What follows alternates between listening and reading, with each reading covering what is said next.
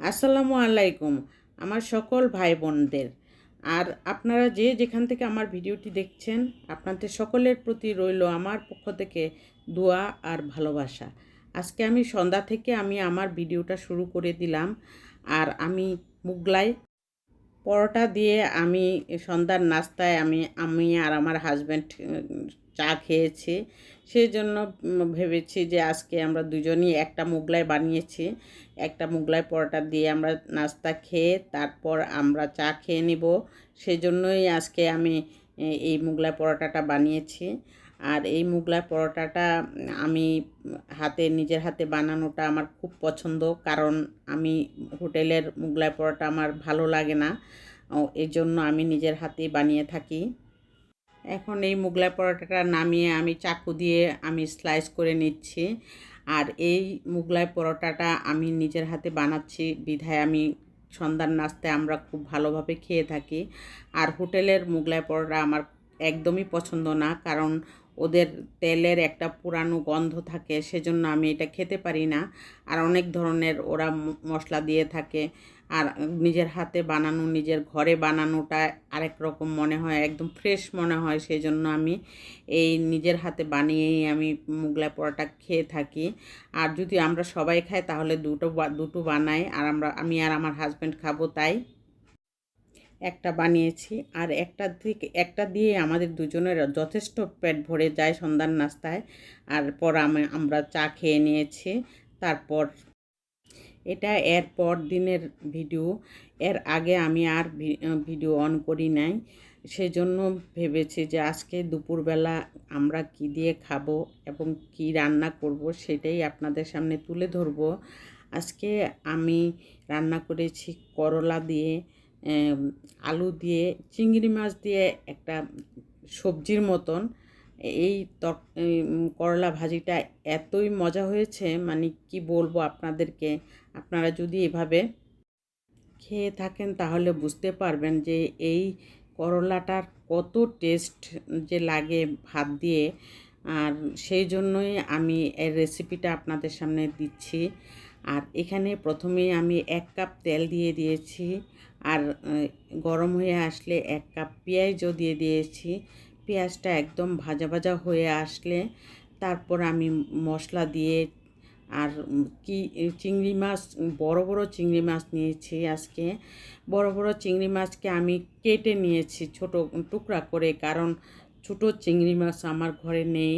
আর আমার বাসায় সাধারণত ছোট চিংড়ি মাছ আনাও হয় না, শুধু বড় বড় চিংড়ি মাছই আমার হাজব্যান্ড এনে থাকে। আমি সেই জন্য যখন সবজি দিয়ে রান্না করি তখন আমি কেটে ছোট করে নেই। আর সেইভাবেই আমি আজকে করলা ভাজিটা করব। আর এর জন্যই করলা ভাজিটার মধ্যে একটা সবজি তরকারির মতন হয়ে যায়। আর এটা এত মজা হয়, আমি সবসময় বানিয়ে থাকি এই করলা ভাজিটা। আজকে আপনাদের সামনে তুলে ধরবো। আর আমার ভিডিওটা যদি আপনাদের কাছে এতটুকু ভালো লেগে থাকে তাহলে অবশ্যই একটি লাইক দিয়ে সাবস্ক্রাইব করে দিবেন।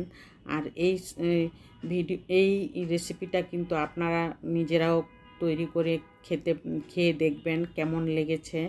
আমাকে কমেন্টে জানাবেন আমার রেসিপিটা কেমন হয়েছে। সেজন্যই আপনাদের কাছে পুরো রেসিপিটা আজকে তুলে ধরবো। এখানে পেঁয়াজটা যখন ভাজা ভাজা হয়ে আসলো তখন আমি হলুদের গুঁড়া দিয়ে দিলাম তেলের মধ্যে। হলুদের গুঁড়া দেওয়ার পর আমি সাথে সাথে মরিচের গুঁড়াও দিয়ে দিয়েছি। মরিচের গুঁড়া, ধনিয়ার গুঁড়া, লবণ, এই কয়টা জিনিসই দিব। আমি এখানে জিরার গুঁড়া কোনো কিছুই দিব না। এই 3টা জিনিস দিয়েই আমি এই তরকারিটা রান্না করব। করলা দিয়ে অনেকে ঝোল করে খেয়ে থাকে, কিন্তু আমি ঝোল খেতে পারি না। সেজন্যই আমি করলাটা এভাবে রান্না করে খেয়ে থাকি। আর এই জন্য এখন আমি দিয়ে দিলাম চিংড়ি মাছ ছোট করে টুকরা করে। কয় কয় 3টা চিংড়ি মাছ, আমি বড় বড় 3টা চিংড়ি মাছ নিয়েছিলাম। আর করলাটা তো একদম মিশে যাবে, সেই জন্য ভেবেছি এর চেয়ে বেশি চিংড়ি মাছের প্রয়োজন নেই। সেজন্য এভাবে করলাটা একদম পানি ছাড়া রান্না করব। পানি দিলে কিন্তু টেস্ট নষ্ট হয়ে যায়। এই করলা ভাজিটা কিন্তু এইভাবেই দমের মধ্যে রান্না করতে হয়। তাহলে এটার টেস্ট আপনারা পেয়ে যাবেন। আর যদি পানি দিয়ে দেন তাহলে এটার কোনো টেস্ট থাকে না। যেই টেস্ট এইভাবে লাগবে সেই টেস্ট কখনোই পানি দেওয়ার পরে আর লাগবে না। আর আমি কিন্তু করলা সবসময় কেটে নেওয়ার পর আমি ধুয়ে নেই, কারণ অনেকে বলে তিতা হয়ে যায় করলা কেটে নেওয়ার পর ধুয়ে নিলে। আসলে আমি যেভাবে রান্না করি কোনোভাবেই তিতা লাগে না। এখন আমি একটুখানি ঢেকে রেখেছিলাম, তারপর আমি ভাবলাম যে নামানোর সময় হয়ে গেছে এখন। এর জন্য আমি কাঁচামরিচ দিয়ে দিলাম 4-5টা। কাঁচামরিচ দেওয়ার পর করলাটা দেখুন মিশে কতটুকু হয়ে গেছে। আর এভাবেই আমি করলা ভাজিটা মনে হলো একটু লবণ কম হয়েছে, সেজন্য আমি একটু লবণ দিয়ে আমি করলাটা এখনই নামিয়ে নিব। তারপর আমি অন্য তরকারি রান্না করব। দেখুন করলাটা কত সুন্দর হয়েছে।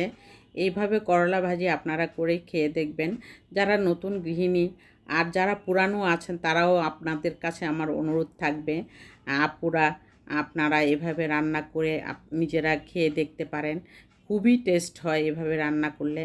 জানি না আপনারা কেউ করেন কি না, সেই জন্য আমি ভাবলাম পুরো রেসিপিটা আপনাদের সামনে তুলে ধরেছি। আজকের মতো রান্না করে নিলাম করলা ভাজিটা। তারপর আমি এখানে আর এই রেসিপিটা দেখানোর সময় হলো না ভিডিও করার।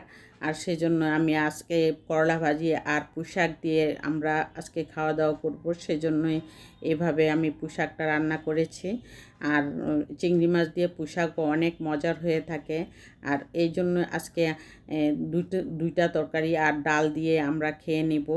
আজকের মতো আমি এখানেই বিদায় নিচ্ছি।